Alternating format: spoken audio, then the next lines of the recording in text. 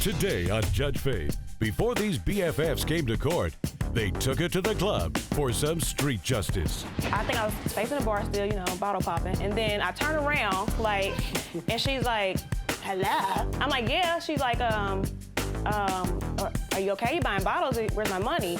My friends then came, it's girls, they know how she is, and it became a brawl. And then it was drinks flying everywhere. It was weed flying everywhere. It was a whole bunch of stuff flying everywhere at this point in time. Then at that moment, you two became those girls in the club fighting. Faith Jenkins. Her distinguished legal career began when she graduated first in her law school class. She quickly became a tough New York City prosecutor, and then a preeminent legal analyst on cable news. And now she's the judge in her own courtroom. Her cases are real, and her rulings are final. She is Judge Faith.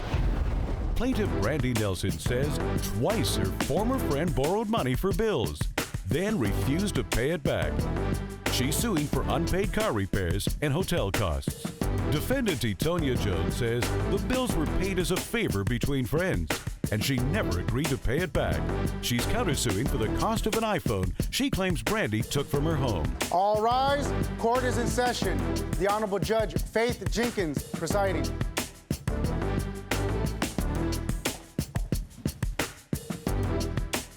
Please be seated. Your Honor, the litigants have been sworn in. This is the case of Nelson versus Jones. Thank you, Juan. Brandy Nelson? Yes. You are suing the defendant, Etonia? Yes. Etonia Jones, for $985 for unpaid car repair and hotel costs? Yes. And you are countersuing, ma'am, for $250 for the cost of an iPhone? Yes. Okay, we'll start with you, Ms. Nelson. Tell me how you know Ms. Jones and why you're bringing her to court today. I met her about 2 years ago, actually on Twitter. We had a mutual friend in common. I dated a guy who she dated after me, and they were going through like a little incident on Twitter, and she was obviously in love with him, and he was in love with her. So they were having an argument on Twitter? Yeah, kind of like on social networks. So I inboxed her, and I was kind of like, hey, I see you guys arguing. Like, he's still my friend. Do you want me to try to talk to him to see if you guys want to, rekindle or whatever it is? And you didn't know her at the time? No, I didn't know her. I just knew of her. Like, It's so small where we live, so I just knew of her. So I tried to talk to him. It didn't work. He's like, she's crazy. I want nothing to do with her. Like, you just mind your business. Like, just don't try to make it work. Like, I just don't want nothing to do with her. So I was like, okay, that's fine. Me and her, we then got cool. We started, like... How did y'all meet off of... So you met in person after communicating on Twitter? Yeah, we have mutual friends. So I would see her around in, like, clubs and bars, but I would just hi and just keep walking. But we, like, really met through that. Because her friends didn't like me, sorry. Yeah. Okay. Yeah, no one likes her. Well, she didn't speak to me. That's the reason why. So we met like that, and we actually went.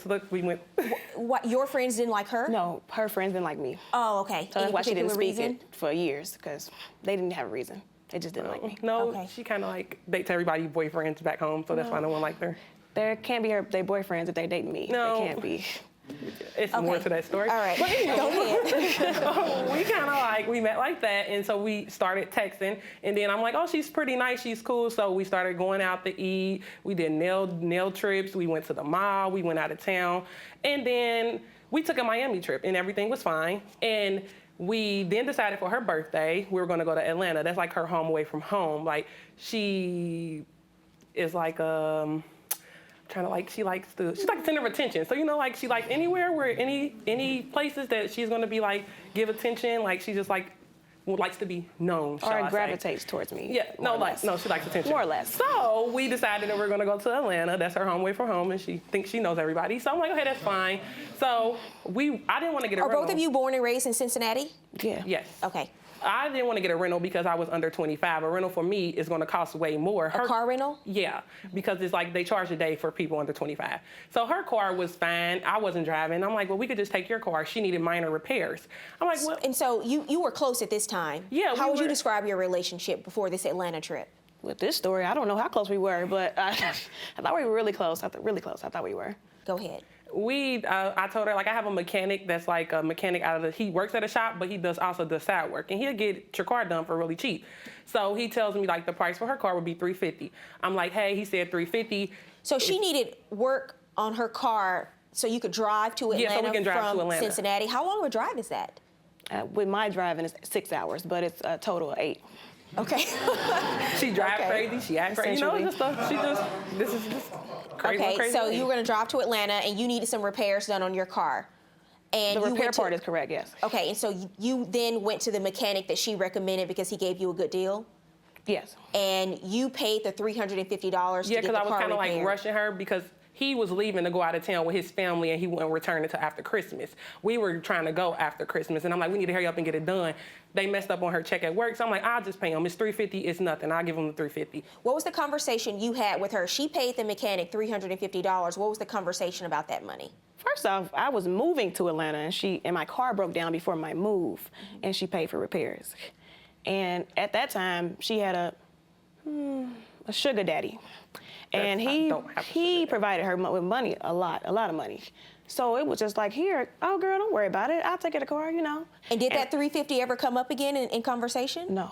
And if she had a conversation, it was with herself because me and her never talked about money after that. So Okay, I was all right. confused. So what else happened? She was gonna pay me at the end of the month, the $350 back. That's fine. I can wait till the end of the month. I got paid first. It took her another 2 weeks to get paid. I'm like, okay, I can wait till the end of the month. You didn't get this money from a sugar daddy? No, as I she have no alleges. sugar daddy. Everybody back home knows she's the one with the sugar daddies in the imagination of like a billion stars who want her. I don't live in that fairy tale. She lives in that fairy I tale. want to be open Okay, about it. so but- you were working, and that's where you were Correct. getting the And money that, like I said, I have Okay. a child. I don't have money to loan to a grown woman who's way older. I don't have money to give to you. So Okay. that was never the issue. She was going to pay me back. If she wasn't going to pay me back, I would have never said I was going to give it to her. We loan each other stuff all the time. We are friends. Do That's we? what friends do. I don't. Okay, so what happened? What happened next? So the $350, you give her the $350. I What give her the happens $350. next? I'm keeping in contact with her. Hey, okay, your car's fixed. You know, it's November 15th. I'm letting her know. She's like, hey, we gotta get the room. We're staying down there for a week. The room down in Atlanta was $635. I say, okay, you got your money? No. Again, something comes up. You were going to split the cost of the hotel room. Correct. We were gonna split the cost. Something comes up. She didn't have that. I'm like, well, we gotta have this money in before the first. They only holding it to the first. I'll pay the $635. You pay me back your half. That was the deal. I end up paying the $635 for downtown for Atlanta. You had to pay the entire Basically, week I stay at paid the for the hotel whole thing in advance. In advance, and I even paid for her car. So my deal was that I was going to get her half on the 5th. I then text her November 29th. Hey, Was that the deal? You No. would split the cost of the hotel? No, not at all. I don't. So the deal was what? I What don't do you know. say it was? I don't know if she's hired. She just gave me some money. It wasn't even like increments. It was like probably altogether like $900 or something. Okay. No, Do she- people just give you money like that often? She's not that kind of friend. Men more or less. I don't know if she likes women, but men No, do. she wouldn't be my type if I did. Coming up, the ladies throw shade, and Judge Faith calls them out. She's like, I don't exist. I'm texting. At this point, I'm calling your mama, your brother, your sister. I need my money. Was she calling asking you for everybody money? I can get in touch with. We were talking the whole time. Okay, so she's making this up. Yes.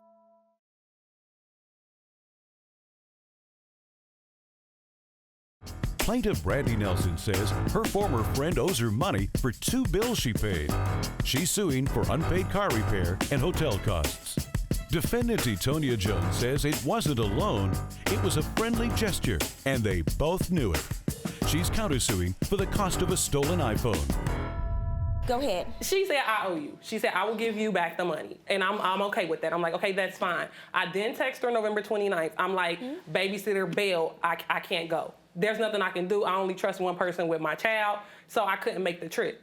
She say, okay, that's fine. We could just cancel the whole thing. So why then would she be responsible for paying? If you backed out at the last minute and the two of you were going to split the cost of the hotel, why should she then be responsible for the because entire she told cost? me she was going to give me the money. We had a discussion where she said, I'll give you the money. I'll just take my friend and give you the money on the 5th. That's the $350. Oh, did you say that? Plus the 6.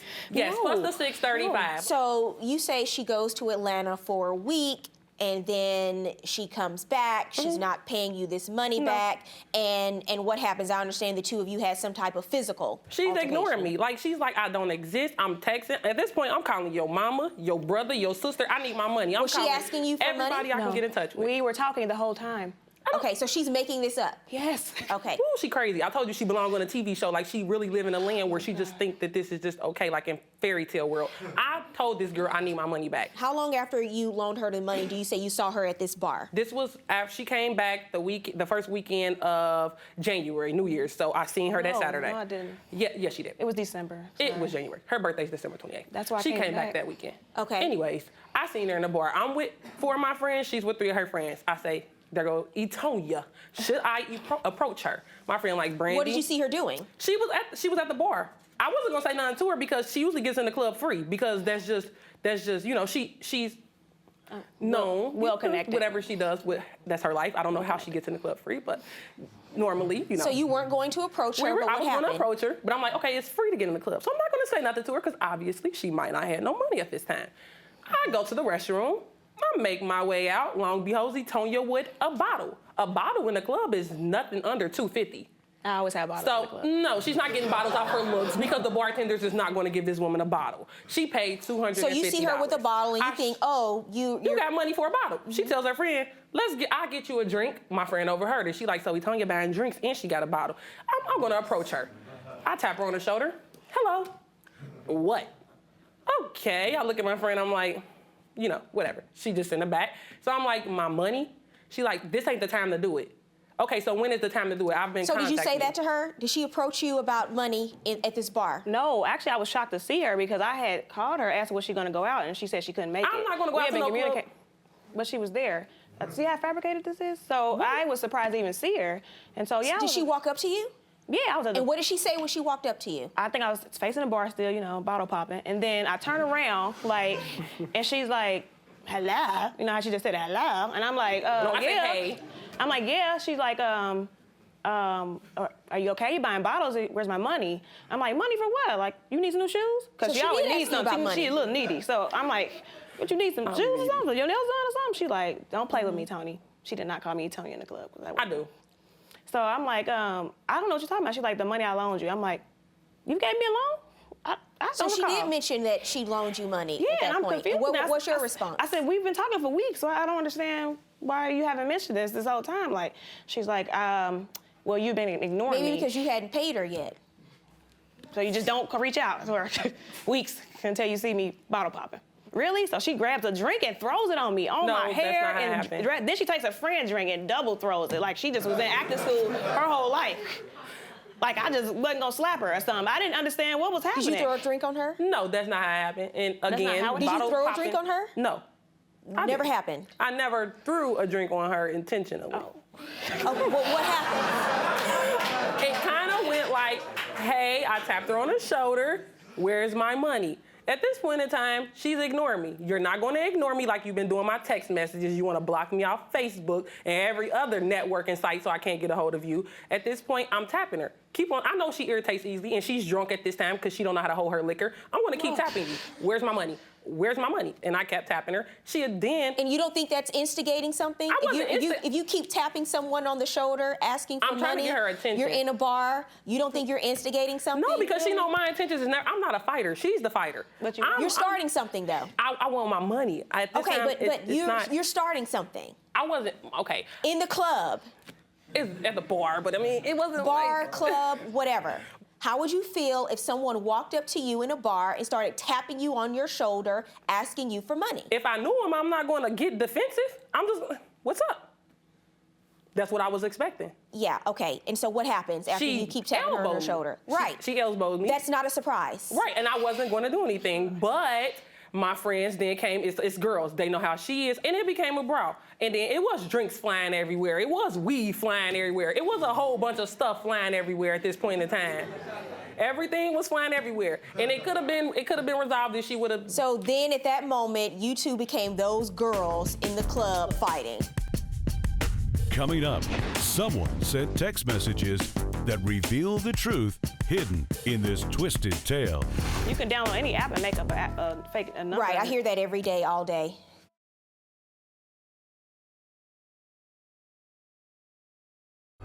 Plaintiff Brandy Nelson says her former friend took advantage of her kindness. She's suing for unpaid car repairs and hotel costs. Defendant Etonia Jones says Brandy never complained about the unpaid bills. she's countersuing for the cost of an iPhone. You're countersuing for the cost of an iPhone. What's that about? She was over my house, and this was after the whole incident or whatever. And she After the club? Mm-hmm. This is how crazy she is. She So the came two over. of you are friends again? No, she came over, I guess, trying to keep carrying it on, I guess. And I was there with my boyfriend or whatever, and I was in the bedroom with my boyfriend. And we had just came to the house and playing music. I play music on that phone. So we just came to the house. The phone was there, standing on the TV. Mm-hmm. So by the time we come out of the room to meet up with her, she wants to go out to the club or whatever to try to sit down, or bar, I should say, and talk about it some more or whatever. And I'm like, okay, this is a drag, but okay, I play this game. And so we were about to go out, but the phone was gone. So I'm like, I don't know where my phone is. She's like, what? It was just on the TV. So it just goes missing. Mm-hmm. So it's an iPhone. So I track it or whatever. And like a month later, I discovered it was in her neighborhood, neck of the woods. So I erased all the contents out of it. And So you track the phone a month later, and it's in her general area in Cincinnati. yes.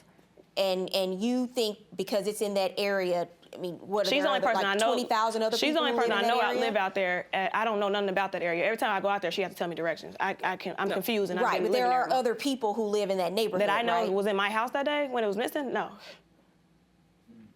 And so you think it went missing as soon as she walked in the house, and then it was gone after that? Exactly. And when did you first approach her about it? That day, the next few days later, she's like, Did you take the iPhone? No. Do you know anything about the iPhone? No. I don't know. Did you see the iPhone that day? Yeah, I know she had an iPhone. I know that for a fact. Yes, I know she had it. Was Like I you said, she- were over there asking for money. No, I wasn't. Right. I don't know what she's talking about. I didn't go to her house to ask her for no money. Why am I coming to your house after we just got into a fight to ask you for money by myself? What other reason would you be there? Right. I didn't go to her house. You just. So you were never there? No, I never went to her house. And then on top of that, she's accusing me of a phone when you were clearly with your boyfriend, who isn't her boyfriend in reality. She's clearly with him. You're questioning me about a phone. You have other friends in the neck of the woods where I live. I don't know nothing that she's talking about. Do you have any other evidence? Do you have anything in writing, anything to support your claim that these were, because right now it's kind of one person's word against the other, and I don't know if either one of you are that credible at this point. Okay, well, if that's the case, I have a screenshot of text messages.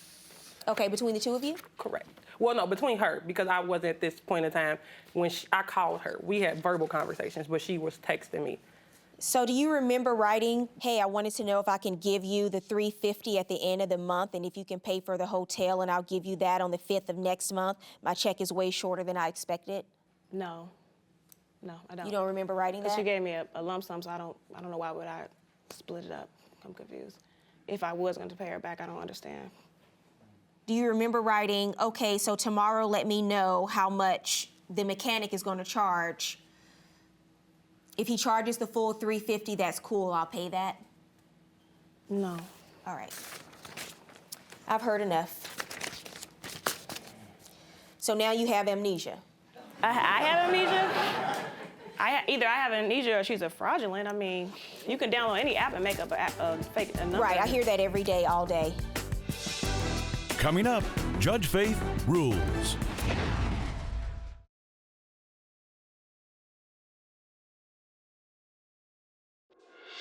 And now, Judge Faith rules.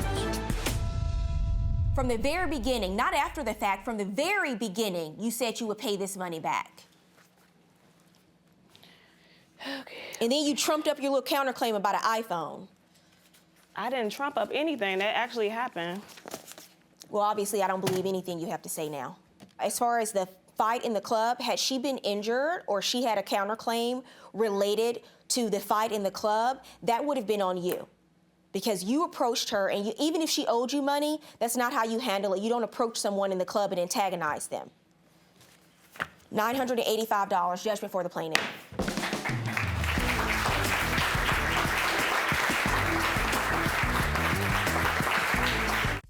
Today on Judge Faith, She says she was just a tax break to her money-hungry big sister. I stayed with Amanda for a month and a half. I didn't actually stay with her until the middle of November. Who did you stay with then? I was staying with my boyfriend then. How old is he? He's 20.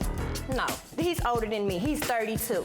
But she says her little sister is ungrateful. As long as she have electricity, hot water, gas, food, a roof over her head, I feel I don't owe her anything. Now Judge Faith lays down the law, settling the sister versus sister family feud. Everything that they're saying today, they're not making everything up. But they are. Don't. No. Stop. Faith Jenkins. Her distinguished legal career began when she graduated first in her law school class. She quickly became a tough New York City prosecutor, and then a preeminent legal analyst on cable news. And now she's the judge in her own courtroom. Her cases are real, and her rulings are final. She is Judge Faith. Plaintiff Angel Hackney says her older sister Amanda claimed her on taxes and owes Angel a portion of the refund. Defendant Amanda Denko says she doesn't owe anything because when she filed taxes, she was the legal guardian for her youngest sister. She's accompanied by Alicia Smith. All rise. Court is in session. The Honorable Judge Faith Jenkins presiding. Please be seated. Your Honor, the litigants have been sworn in. This is the case of Hackney versus Denko. Thank you, Juan. Angel Hackney, Yes. you were suing the defendant Amanda Denko Yes. for $600. You say she owes you. Yes. So let's start from the beginning. I read your papers, and I understand that the defendant is your sister. Yes. And when you were 17 years old, you lived with her for a period of time. Yes, I stayed with her for a month and a half. Okay, and that year, when she filed her income tax return, she claimed you as a dependent.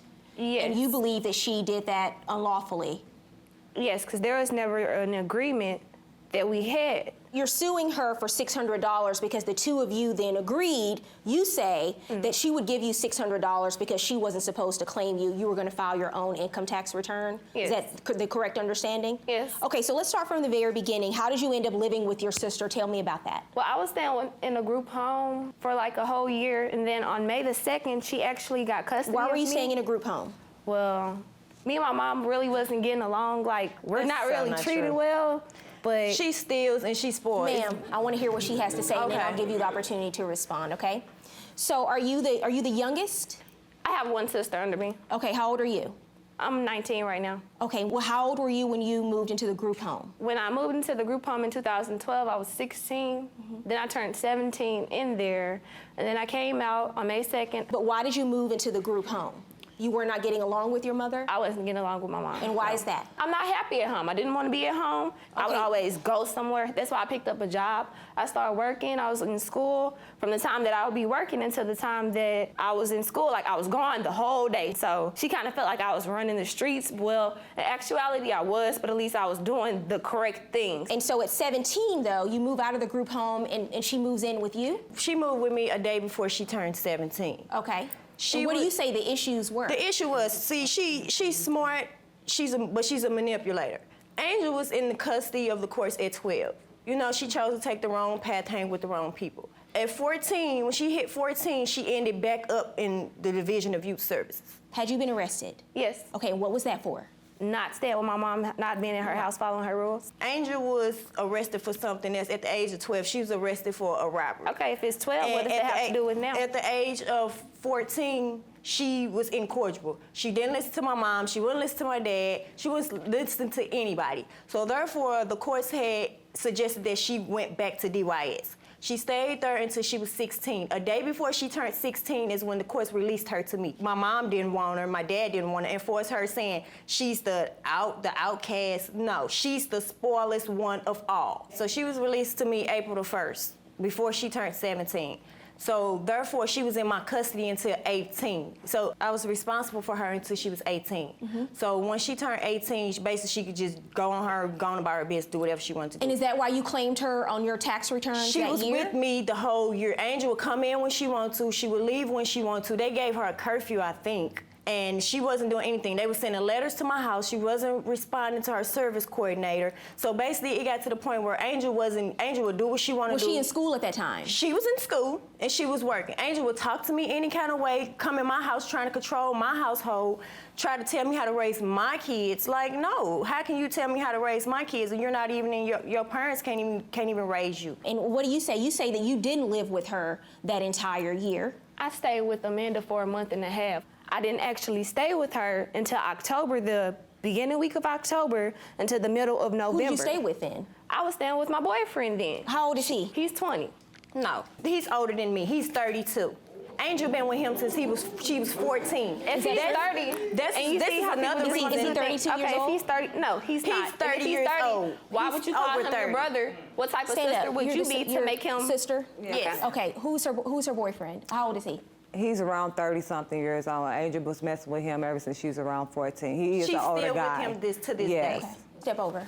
Okay, What do you want to say about this? And you are Alicia, right? Yes, ma'am. Okay. Well, Angel is basically standing up here lying. Coming up on Judge Faith, is Angel being a bratty baby sister, or is Amanda just a bossy big sister? Angel did not listen to me. She walk out my house when she want to. She come in when she want to. So I got so fed up with it, and there was nothing that I can do. So I just let her do whatever she want to do. They try to paint me as I'm a horrible person when that's not the case.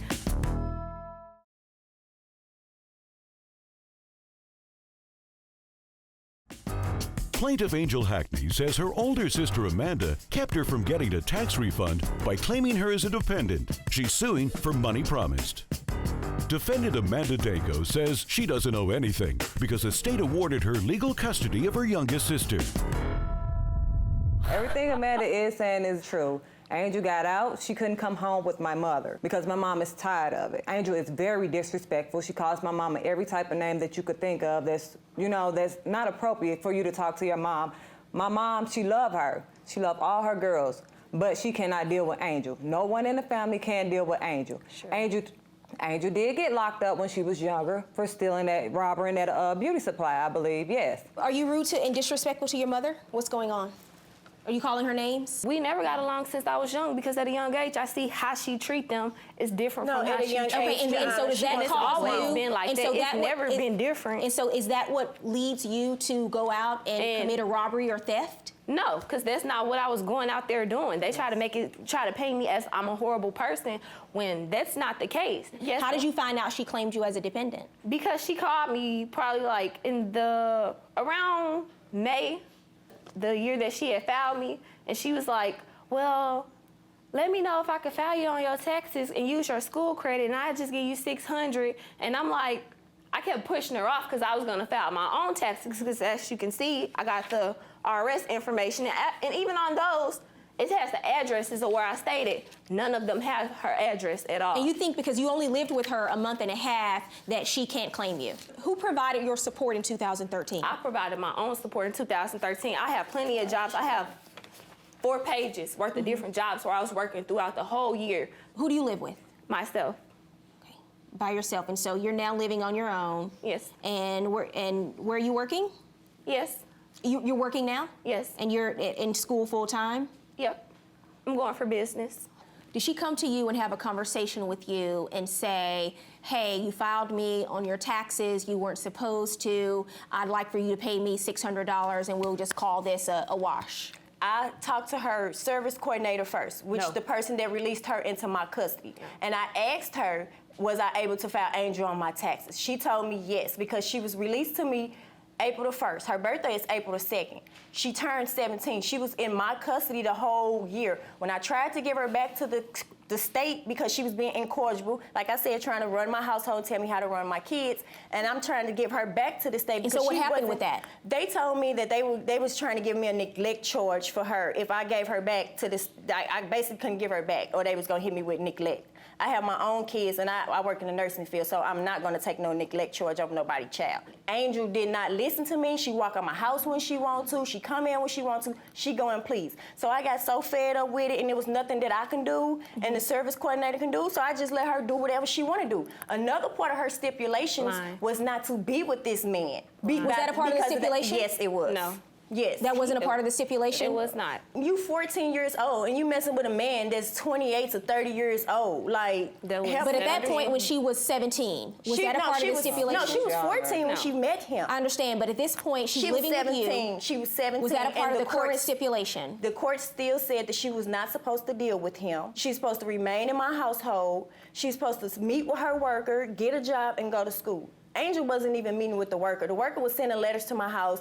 She was like, And I assume you don't have any of that paperwork with you? No, I don't have the course letters not. that she sent, but I have the letters from when they released her into my custody. Right, I understand that. You submitted that to the court. Right, and like I said, she's a child. As long as she have electricity, hot water, gas, food, a roof over her head, I feel I don't owe her anything. Coming up, Judge Faith brushes the chip off a sister's shoulder. Now you're showing what you're really like.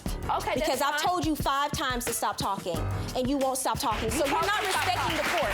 And I know if you're acting like this in court, I can only imagine what you're acting like at home.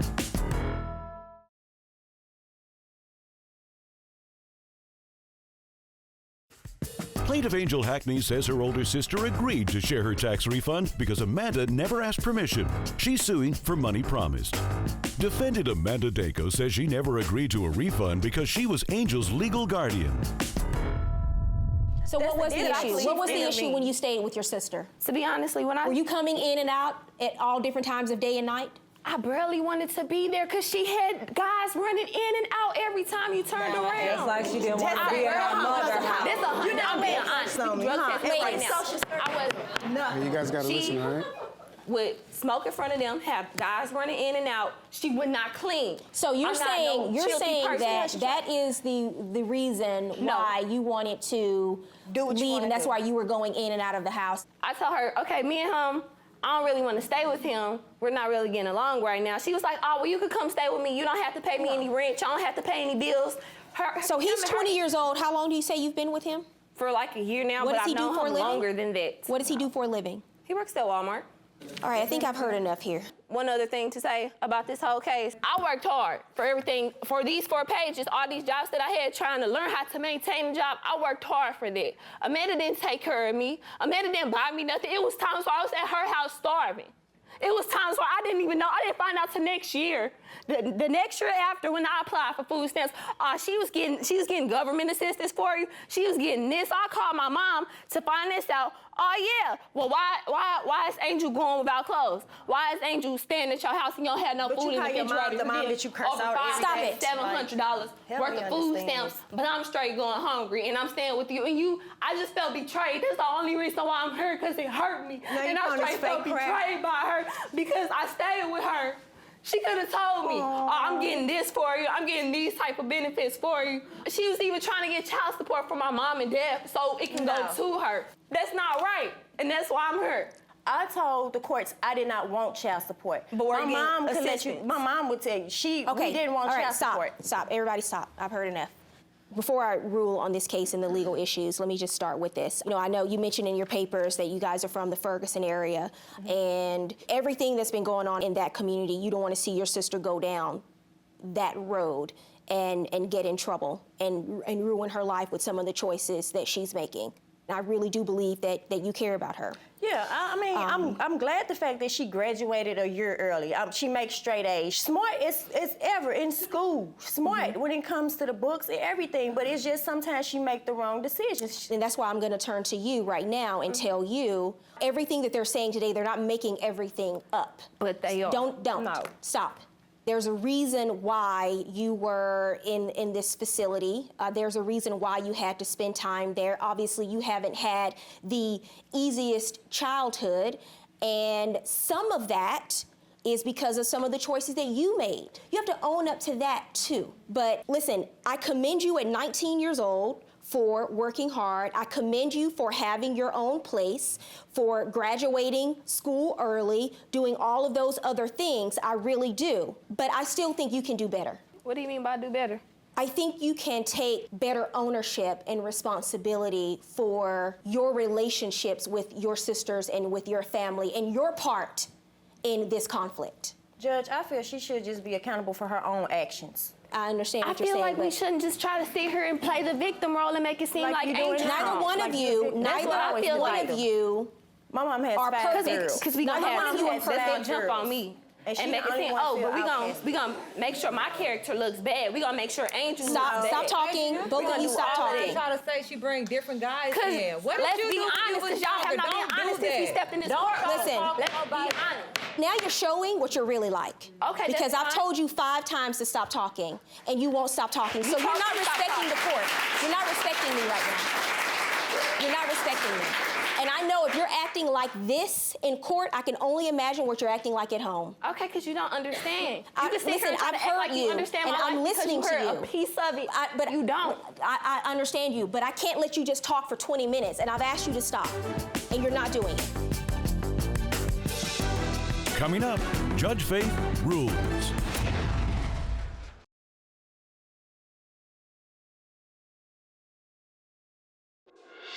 And now, Judge Faith rules. I've heard everything that both of you have had to say today, and some things I'm taking into consideration, and some things I'm not.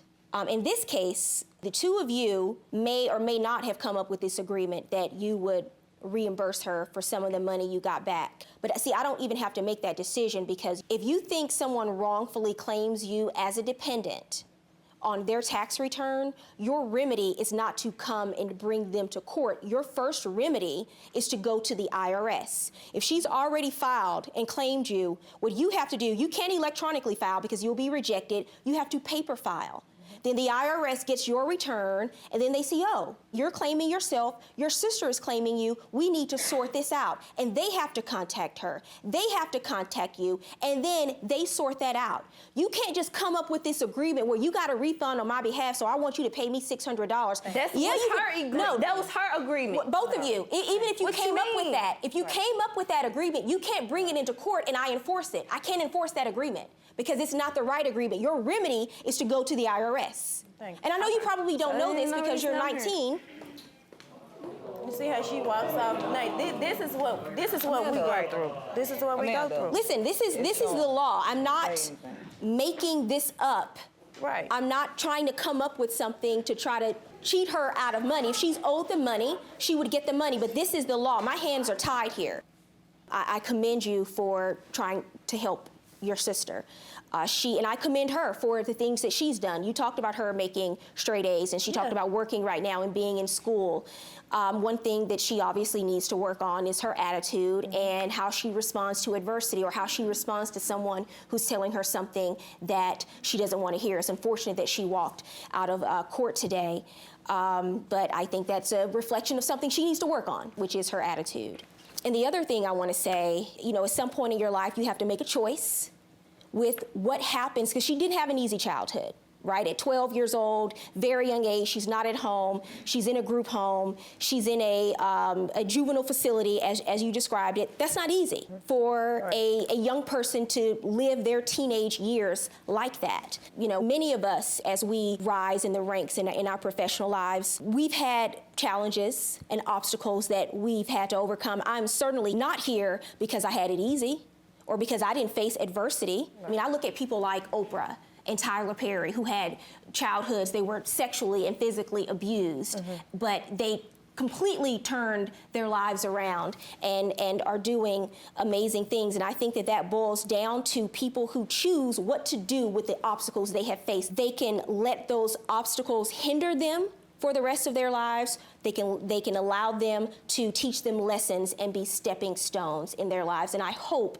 that Angel is somehow able to go forward and use these things as a stepping stone. And I hope that if she does that, and she changes her attitude, and she does get better, that all of you can repair your relationship. And good luck to your family. All right,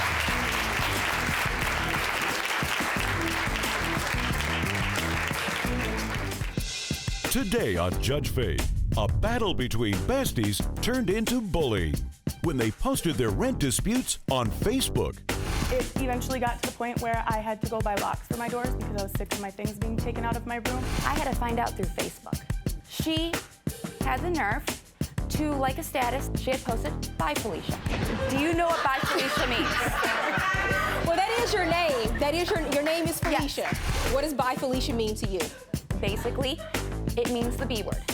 Most of the time it means they're so irrelevant you don't even want to say their name or care to know their name, so you just say, bye, Felicia. Faith Jenkins. Her distinguished legal career began when she graduated first in her law school class. She quickly became a tough New York City prosecutor, and then a preeminent legal analyst on cable news. And now she's the judge in her own courtroom. Her cases are real, and her rulings are final. She is Judge Faith. Plaintiff Ashley Anderson says her former roommate walked out on a 2-year lease, leaving her with lots of unpaid bills. She's suing for past due rent and various fees. Defendant Felicia Burton says she doesn't owe anything because once they became roommates, her former friend's lifestyle made her feel unsafe. All rise. Court is in session. The Honorable Judge Faith Jenkins presiding.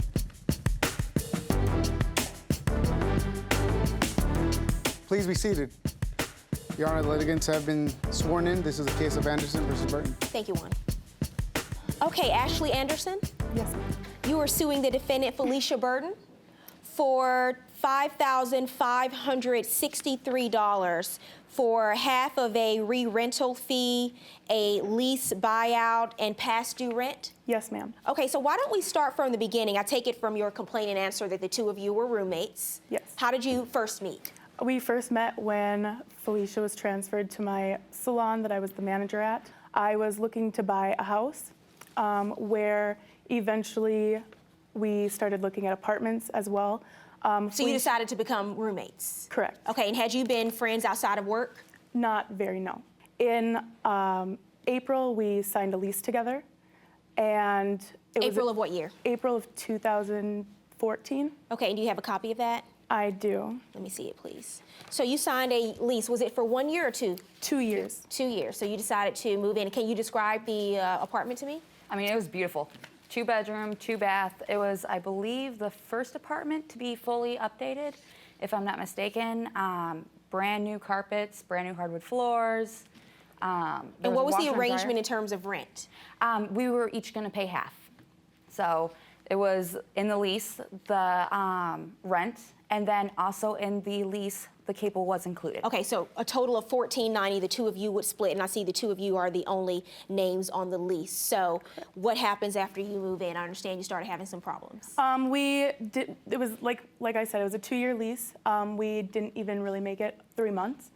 After the first 1 to 2 months, there was a time where she needed help with the rent, so I gave her, I believe it was like $60 to $80, which she did pay me back. Mm-hmm. Later throughout, I'd come home and go to take a shower, and my shampoo and conditioner wasn't in there, so I'd go into her bathroom where it was in her bathroom. It eventually got to the point where I had to go buy locks for my doors because I was sick of my things being taken out of my room. What's going on here? Okay, we had agreements when we first moved in. What's yours is yours, but if you want to use it, ask. I did ask Miss Ashley Marker, if I could use her stuff. Yes, that's fine. Funny thing is, all these little things that she is saying that I did, I had to find out through Facebook. I was never there half of the time. I was always at my boyfriend's because I did not feel safe in that apartment. Why didn't you feel safe? The people that she was bringing in all the time. What do you mean by that? They are people that I do not hang out with. People that have, from her words, have been in jail. We had agreements that no drugs in the place. Hold on a second. Go ahead. No drugs in the apartment. Mm-hmm. There have been plenty of times, because my boyfriend went to work early in the morning. He's a welder. I would go back to the apartment. The place reeked of weed. Did you see paraphernalia? I did not, but you, as far as the smell was there. Were you smoking weed in the apartment? I did not smoke weed. Were your friends smoking weed? Not to I'm going to assume that means yes. I don't know. There was one person that was sometimes there when I was not, if they did when I was not there at work. I mean, did you smell weed? If she said she smelled it, did you smell weed? I have before, but I've smelled it through the hallways. I don't necessarily know that it's from my friend specifically. Coming up on Judge Faith, she had 99 problems, and Felicia was number 1. She had filled out this thing that she wanted me to sign, and I signed it because I wanted her to leave. I was done with her messes and everything like that. So this thing could possibly be a contract between the two of you? It could possibly be, yes. Now, you ladies have made a bit of a mess here.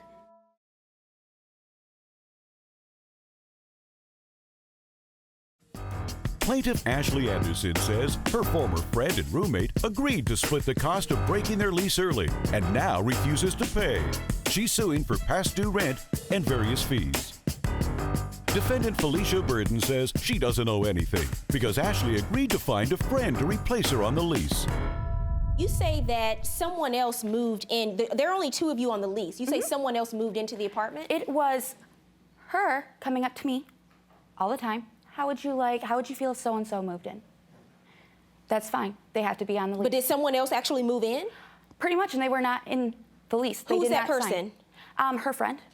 Okay. She confronted me and said, my friend is about to be evicted because of lack of paying rent, of her boyfriend not paying rent, and she has a 4-year-old daughter. Being a nice person, I did agree. Okay, I said, so yes. your friend and the 4-year-old daughter moved into the 2-bedroom apartment. Okay, and did you have her put on the lease? We tried putting her on the lease, and that Who's didn't we? go. We, all three of us, me, Felicia, and the other. And what happened? She was not, her credit wasn't good enough. So the or landlord something said like that. no? Yes. But you let her move in anyway? She was staying there before that. We had filled it out. But you and let her then move in anyway? She was You let her staying stay there anyway? She was Although the staying there, landlord yes. said no? She said no after my friend was already Doesn't staying matter there. when she said no. She said no, and your friend didn't move out. She stayed there anyway, right? Yes. Okay. So where was this this woman and her child sleeping, the 4-year-old? Where were they sleeping? They were staying in the living room, and also I never had my boyfriend staying there. When that friend was staying there, my boyfriend had to be at home. He could not stay there. Okay. This is a different boyfriend. So what happened? When do you move out? And This is a very different boyfriend, though. how do you know what boyfriend she's talking about? You haven't. I know a lot that you would not believe. This boyfriend that was staying pretty much at the apartment, that I'm basically saying that the place reeked of weed, is because of him. I do have text messages from her saying that he is going to change, he is going to stop selling. Oh, what was he selling? I honestly don't know. So you said he's going to stop selling, and you don't know what he's selling? I don't know. This is what I heard things through his family where I had confronted him about it. And Was he selling used cars? Was he selling, what was he selling? I don't know. Juan, you're a police officer. So when you hear someone say he's going to change, he's going to stop selling, what do you take that to mean? In my line of work, we call that narcotics. You live in Minnesota, and I know that medical marijuana is illegal in your state, so do you have a prescription? Did any of your friends have a prescription that you know Not of? that I'm aware of. Can I also state something else, ma'am? As far as the Facebook, she had the nerve to like a status that one of her friends that was staying there, she had posted, "Bye, Felicia." Now, do you know what "Bye, Felicia" means? Well, that is your name. That is your name is Felicia. Yes. The day so I you were moved moving out, out. You moved out. Yes, the And day so I the moved day out. after one of your. The day I moved out. So. The day I moved out. Okay. What does "Bye, Felicia" mean to you? Honestly, it is a big saying that is going around. Basically, it means the B word. The so that's person not you my do not understanding like, of "Bye, the person Felicia." you But do your not name like. is Felicia. Yes, ma'am. All they said was "Bye, Felicia." Yes, in capital letters. So "Bye, Felicia" is, I know it from the movie Friday. That's Exactly. the movie that I know it Me from. as Which well. When they means got now, "Bye, Felicia." now it means. And but I don't know that it means the B word. Most of the time it means you're dismissing someone. You're either dismissing what they're saying or you're dismissing them, but they're so irrelevant you don't even want to say their name or care to know their name. So you just say "Bye, Felicia." But everybody does know. But Felicia it is your as- name. Yes, ma'am. And I do agree, 100% the way. But it is known by thousands and thousands and thousands of people. The saying, "Bye, Felicia," when you do not agree with somebody, Right. or you basically do not like them, your So name you're saying changes that they to were- Felicia, which means the B word. Okay. You're saying that they weren't saying "Bye, Felicia" to you No. in a nice way because it's your name. They were saying meaning it in in the a other very, way. Okay, very on Facebook. intrusive way. And who wrote that "Bye, Felicia"? It was the other person that at the time was staying there. Okay, and she had moved out at Well, at that point. Felicia had yes. moved out. And Okay. you liked it. The status. All right, I so like the status. It Yes, doesn't I matter. did. It does not matter. I felt very intruded by you. I did not feel safe. You say she owes you rent and she owes you for a breach of some kind of loan agreement. but she moves out. What happens? Why does she owe you back rent? Because when she moved out, she had filled out this thing that she wanted me to sign, and I signed it because I wanted her to leave. I was done with her messes and everything like that. So this thing could possibly be a contract between the two of you? It could possibly be, yes. May I have a copy of that, please? And what did it say? What was going on here? She had asked me to sign it, so like if there was an eviction or something like that, she wouldn't be liable, which I signed, so she'd leave. At the same time, the apartment still held. So you wanted her to leave? I did, because I didn't want the mess there and everything like that. And you know, she would still bring the drama to work. I'd try to leave it at home. I had to talk to her about that. Other times at work. After that, I was paying the rent by myself. The friend that was staying there, she had ended up leaving. She was paying $400 so that the two of us would be able to pay a little less. In December, she had wanted to move back into the apartment. So you signed this agreement. So the two of you signed this agreement, and you're basically saying she's no longer responsible for the rent. She has no further obligations with this apartment. You have someone else who's going to move in. I mean, you say she asked you to sign it, but I mean, you're an adult. The two of you got this apartment together. You signed the lease. You read the lease. I'm assuming you read this, right? She didn't force you to sign it. You didn't sign it under duress. So I'm assuming you signed it of your own free will. Right. That also states that she's not reliable if I were to get another person on the lease, which never happened. Again, she was asking me to move back in December. She was going to move back in December 1st, and she was going to pay me the $400 that my friend was paying, and I ended up telling her that that was not fair because she was on the lease and equally responsible. No, hold on a second. But with this agreement, it states here that she would no longer be responsible for rent, and you had communicated to her that you found someone else to move in, right? At that point? Yes. We were trying to get her on the lease. Yes. Okay, you were trying to get her on the lease, but you found someone else to move in. She moves out and she signs this saying she's no longer responsible for rent. So tell me why you think she's still responsible for rent. I know you're saying then you decide to move back in. How many months later? Well, she moved out in August, so it would have been about 3 to 4 months later. What changes for you where 3 months later you say, okay, I'm gonna give it another shot? Because she's my manager. She has control of my hours. She can take away hours from me like she did. It's your testimony that you felt that your job was in jeopardy if you didn't move back into this apartment, because she may take it. Where were you staying in the meantime? I was staying at my mom's. I do have proof of my hours being cut back. We also added 2 new stylists to the salon, and I had to be able to make hours for everybody. I did not cut her hours. She was still at 30-some hours a week. She was your manager when you moved out, right? Yep. And when you made the decision to move out because you felt it was unsafe, she was your manager then, correct? Yep. She also specified that seniority would get more hours. Well, did you move back in? No, I did not. Coming up, Judge Faith helps these friends put an end to their feuding. This agreement that you signed, I'll show it to you. You agreed to pay her $3,784. Yeah. Did you pay any money towards that? No, I did not.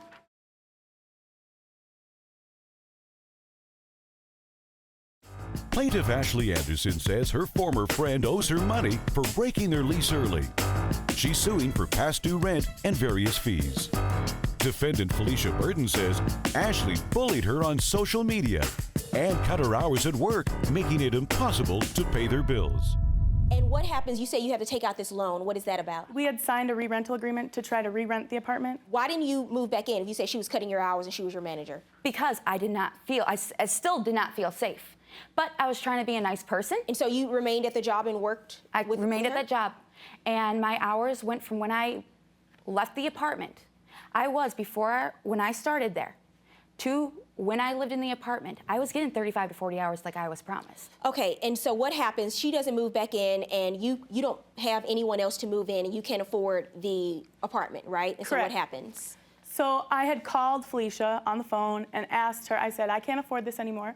I said, do you agree with me I'll go get a loan, and we'll do the buyout, and you'll pay me half. That means pay off the rest of the lease. 30% of what was left, yes. Okay.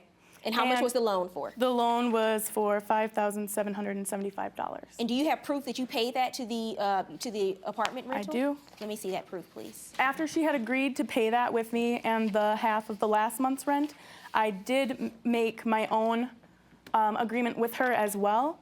that she agreed. I also broke down it into a payment plan for her at $315 a month Because for you're a saying year. that she's partially responsible because the two of you were originally on the lease? Yes, and so she should pay half of this lease buyout that you had to do? Correct, and she was still on the lease. And did you agree to do that? I did, but I did it because I was afraid my hours were going to get cut. May I see that agreement? And Yes, ma'am.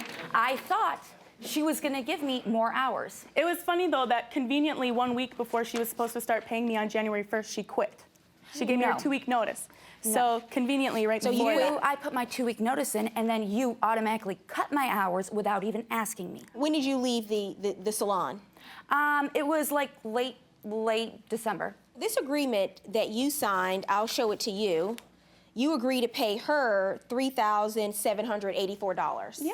Did you pay any money towards that? No, I did not. And you say she owes you $28.87? That Did you sign part, that? Yes, I did sign that. I'm sorry. for the buyout, yes, $2887.50. And then the half of the last month's left. You ladies have made a bit of a mess here. Coming up, Judge Faith rules.